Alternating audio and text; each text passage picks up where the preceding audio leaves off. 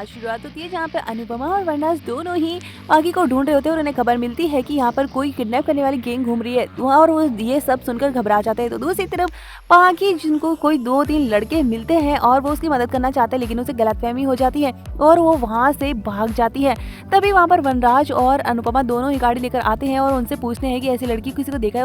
उस पागी की फोटो दिखाते हैं और वो कहते हैं हाँ सर, लेकिन अंकल आंटी हमने देखा तो था, लेकिन हमने मदद करनी चाहिए, लेकिन वो शायद हमसे डर के भाग गई। और उसके बाद अनुपमा और वनराज दोनों ही भागते हैं और पाकी को ढूंढने की कोशिश करते हैं, लेकिन तभी उससे पहले ही पाकी को एक औरत और एक आदमी दोनों ही किडनैप करके लेकर जा रहे होते कि ये तो बहुत बड़े घर से है, फिरौती मांगेंगे और उसके बाद में कहीं और भेज देंगे इसे।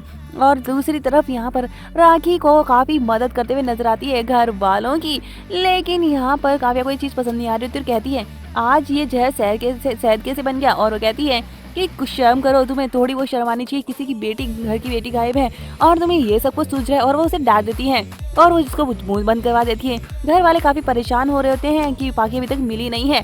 दूसरी तरफ यहाँ पर अनुपमा के सामने से वो गाड़ी निकल ही रही होती है, यानी वो आदमी और औरत दोनों किडनैप करके लेके ही जा रहे होते हैं, लेकिन तभी वहाँ पर अनुपमा को पागी की एहसास हो जाता है कि वो इसी गाड़ी में और उसके पीछे भागती है और उसकी गाड़ी के नंबर नोट कर लेती है और पुलिस को बुला लेती है और उनको पकड़ के पागी को छुड़वा लेती है।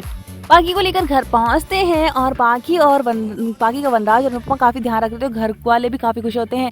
राखी का भी सब लोग धन्यवाद कहते हैं कि उसने इस तरह से मदद की, लेकिन राखी कहती है कि हमारे घर की बेटी है और हमें एक दूसरे की मदद तो करनी ही चाहिए। और वो काफी खुश नजर आ रही थी, घर वाले भी काफी खुश होते हैं, किंजल भी काफी खुश हो जाती है।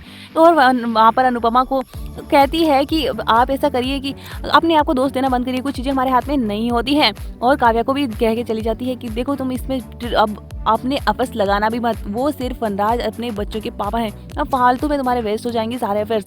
और यहाँ पर दिखाया जाता है कि अनुपमा और वनराज दोनों ही पाकी का काफ़ी ध्यान रखते हुए नजर आते हैं, उससे माफ़ी भी मांगते हैं उसके होश आने पर और कहते हैं कि आज के बाद हमें तुम्हें कभी हर्ट नहीं करेंगे और उससे माफ़ी मांगते हैं। और वहाँ पर पाकी भी अपनी गलती मान लेती है।